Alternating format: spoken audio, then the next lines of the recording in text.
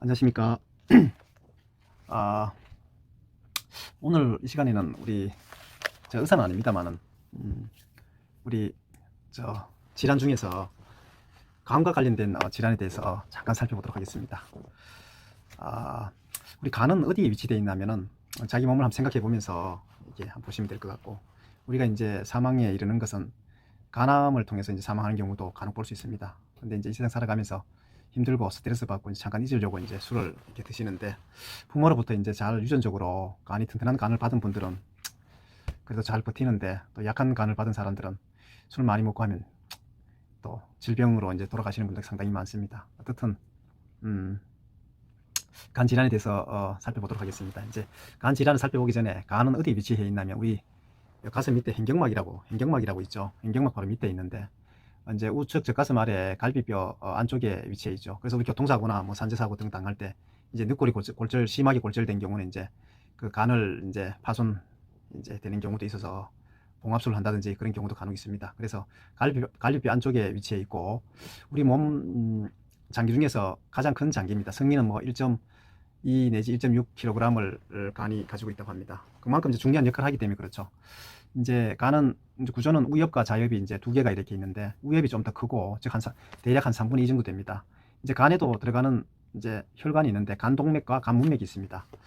이를 통해서 이제 간이 혈관을 공급받는데, 간동맥은 이제 산소가 풍부한 혈액을 이제 공급받는데 보통 한 20% 정도, 나머지 80%는 이제 간문맥을 통해서 이제 받게 됩니다. 근데 이제 여기에는 이제 영양분도 오지만 대사물질, 그 다음에 이제 또 해독이 필요한 독소를 가진 혈액도 들어옵니다. 근데 이제 이 간문맥은 이제 어떻게 구성이 되어 있냐면은, 위나 소장, 대장, 췌장, 비장, 담낭 등에서 나오는 이제 정맥들이 하나의 줄기를 이렇게 만들어서 이렇게 합쳐져 있습니다. 그래서 우리가 이제 대장암이 걸렸는데 이제 간암으로 전이 됐다는 얘기 들어봤죠. 이 정맥들이 이제 간으로 이렇게 들어오기 때문에 결국은 전이가 잘 된다는 소리입니다. 췌장암인데 간으로 전이 됐다는 얘기도 들어보고 그러지 않습니까? 뭐 위암은 당연히 이제 위하고 이제 간은 옆에 붙어 있으니까 당연히 이제 전이 되는데, 그 이유 중에 하나가 정맥이 연결돼서 간 문맥을 이루고 있기 때문에 그렇습니다. 간을 이루는 세포는 이제 간세포, 담간세포, 담증 통로를 이제 담간세포로 하고요.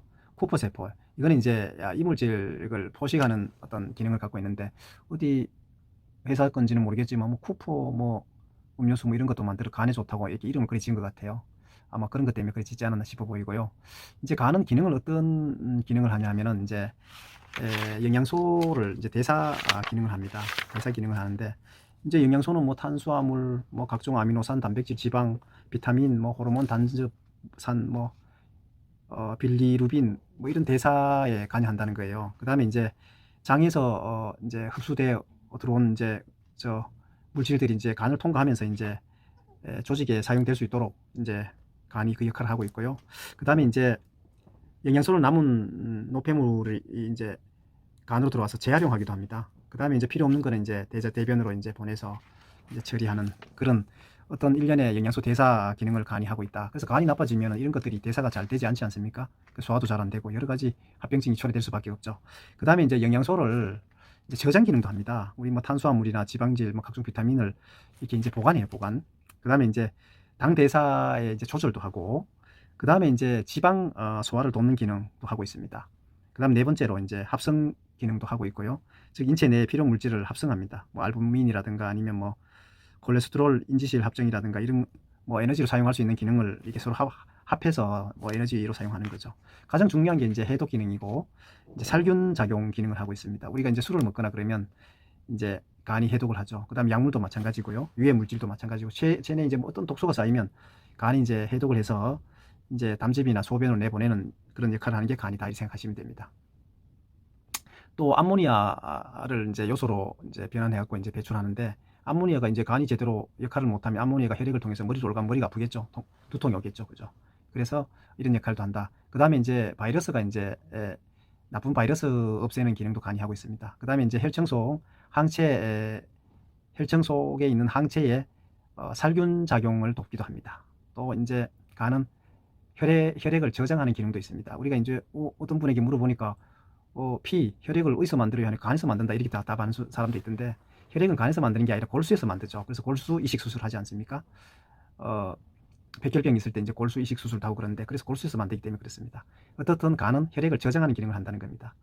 이제 우리가 주로 이제 간 기능 검사를 하는데, 이제 간 해독 능력이 있나 없나 이런 기능을 할 때 이제 혈액 검사를 해서 이제 혈청 빌림 농도를 체크합니다. 그게 높으면 간 해독 기능이 떨어졌다는 거죠.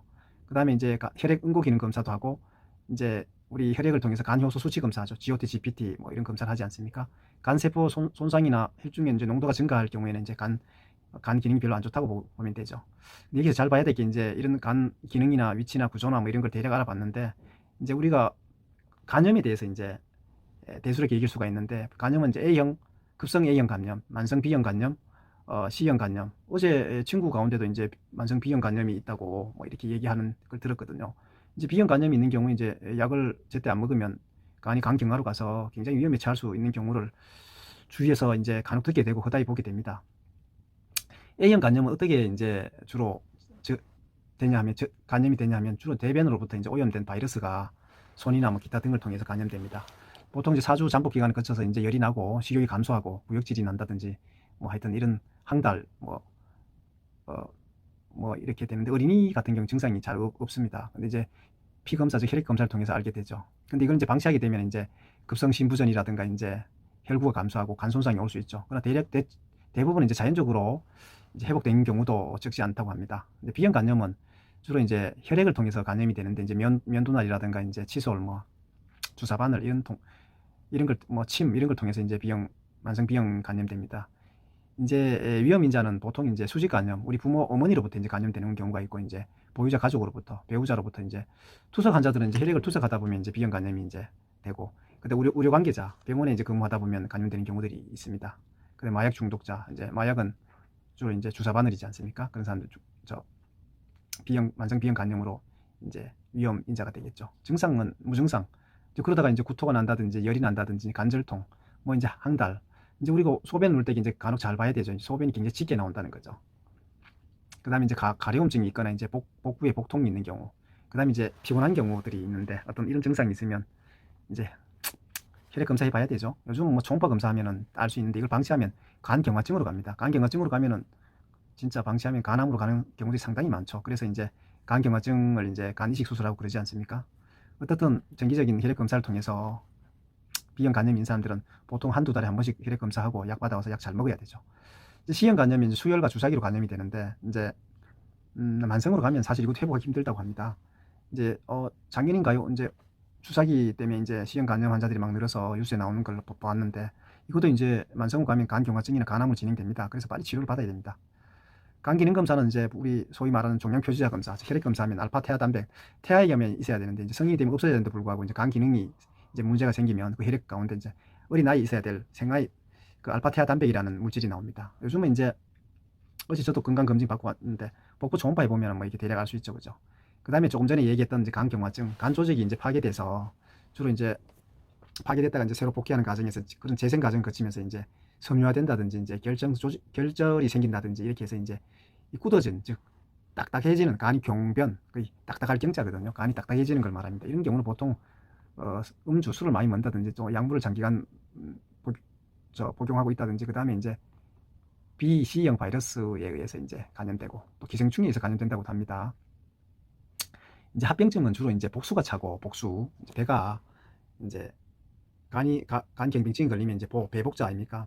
배에 이제 복수가 차서 배가 이렇게 불러오는, 그것도 이제 간이 이제 해독을 못하니까 머리에서 이제 수분을 거기에 모아서 이제 간을 좀 보호하기 위해서 그게 이제 복수가 차는 건데, 어떻든 복수가 차고 이제 식도 정맥류가 일어나죠. 식도 이제 간 문맥에 따라 이제 올라가다가 간에 이상이 생기니까 이제 식도 그 위에 정맥으로 이제 올라가면서 정맥류, 가리가 생긴다는 거예요. 그래서 이제 혈액 이제 위로 식도에 이제 문제가 생기는 경우가 있죠. 간성혼수는 이제 간이 경변이 걸리면 이제 해독을 제대로 못하기 때문에 이제 혈액이 머리로 올라가지 않습니까? 그러면서 이제 혼수 상태가 온다는 겁니다.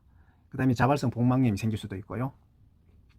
그래서 이제 간 기능 장애 평가표라는 게 있는데, 이제 보통 간 기능 환자들은 이제 정기적 검사가 뭐냐면 복부 초음파하면 대략 알 수 있고요. 그 다음에 간 표시자 검사인 알파 태아 단백 뭐 이렇게 하면 어느 정도 알 수 있고, 그 다음에 이제 간 기능 장애 평가 지표에서 이제 어떤 걸 하고 있냐면 5가지 지표가 있습니다. 총 빌리루빈 수치, 그 다음에 알부민 수치, 그 다음에 혈액 응고, 복수 동반 여부, 간성 혼수 등 뭐 이런 내병변 동반 이런 걸 통해서 이제 간 경병증을 알 수가 있습니다. 그 다음에 이제 지방간이 있는데, 지방간은 보통 이제 알코올성, 술 많이 먹어서 가음에서 생기는 알코올성 지방간이 있고, 비알코올성 지방간이 있는데, 이건 비만, 당뇨, 고지혈증 뭐 이런 거 때문에 발생이 되는 거죠. 이제 간 기능 검사는 아까 전에 얘기했던 것처럼 혈액 검사를 하면 혈청 빌리루빈 이제 검사를 통해서 이제 그 증가되면 항달도 생기고, 혈청 이제 알부민 검사, 혈청 알부민 수치가 올라간다든지 이제 혈청 글로불린 뭐 이런 걸 통해서 알 수가 있습니다. 그다음 GOT, GPT 이런 수치를 통해서 알 수 있습니다. 간염 바이러스는 이제 B형 바이러스 항원 항체 검사를 통해서 알 수 있고, C형 바이러스 검사도 항원 항체 검사를 통해서 알 수 있습니다. 자, 지방간. 지방간 이렇게 조금 있었구나.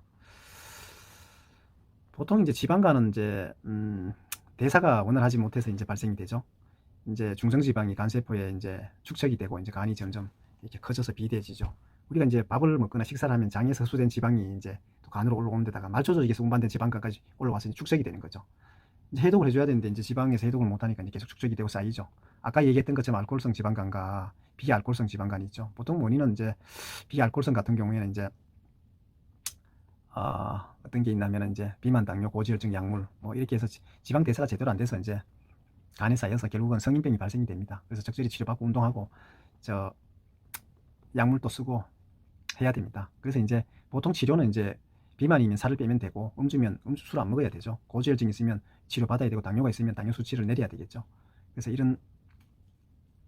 이렇게 해야 이제 회복이 되는데, 어떻든 지방간이 생겼다면 지방간을 줄이는 어떤 그런 조금 전에 얘기한 이런 치료 방법을 찾아야 될 것이고, 그 다음에 이제 간경변증이 생겼다면 적절한 치료 빨리 받아야 되죠. 어떤 사람은 간경변이 걸린데도 불구하고 막 술 계속 먹고 이런데, 그런 분들은 대부분 주위에 보면 1년 뭐 5년 뭐 이렇게 내에 다 돌아가시게 되더라고요. 간은 굉장히 중요하고, 어떻든 저도 이제 일 많이 하고 이러면 굉장히 피곤한데, 어떻든 간 잘 다스려야 됩니다. 이제 간은 다스리는 방법은 스트레스라든가 이제 이런 걸 잘 이제 풀고 이렇게 해야 되겠죠. 그 다음에 좋은 이제 간에 좋은 것도 많이 드시고, 그 다음에 이제 요즘은 뭐 간에 좋은 뭐 영양제라든가 보조식품들이 있습니다. 그런 걸 이제 먹고, 그 다음에 이제 우리가 음식을 뭐 탄수화물이든 우리 음식을 먹게 되면 소장을 거쳐서 다 장을 통해서 흡수가 되는데 다 간으로 가야 돼요. 그러다 보니까 우리도 이제 세상 가운데 일을 많이 하면 머리가 아프고 힘들지 않습니까? 그런 것처럼 음식을 많이 먹으면 이 간이나 오장육부가 힘든 거죠. 그래서 이제 조금씩 자주 먹는 게 좋다고 합니다. 이상같이 간 질환에 대해서 대략 살펴봤습니다. 감사합니다. 그리고 한 가지 추가해서 얘기한다면은, 우리가 이제 조금 전에 얘기했던 비만, 이제 살을 빼거나 이러면 이제 동맥혈이 이제 굉장히 넓어지고 이제 여러 가지가 이제 우리 몸에 혜택되는 것들이 굉장히 많아요. 사실 알고 나면 몸이 굉장히 가뿐해지고, 우리가 이제 동맥혈 때문에 이제 막히는 게 이제 뇌졸중 아닙니까? 뇌경색, 뇌출혈. 그 다음에 이제 우리 간상동맥은 이제 심장질환 아닙니까? 심근경색 협심증. 그 다음에 이제 뭐 이런 것들이 병인데, 결국은 살을 빼는데 간도 좋아진다는 소리죠. 이제 결국은. 그래서 그런 보조식품도 좀 살을 뺄 수 있으면 좀 먹고 운동하고 해서 식이요법으로 건강을 지키는 게 상당히 중요합니다. 저도 이제 조금 있으면 복부병이 좀 있어서 이제 이걸 빼려고 이제 준비하고 있습니다. 그래서 저는 이제 어디 적게 먹으려고 굉장히 노력합니다. 어떻든 도움이 되시기를 바랍니다. 조금 도움 되셨다면 좋아요 눌러주시고 구독 눌러주십시오. 감사합니다.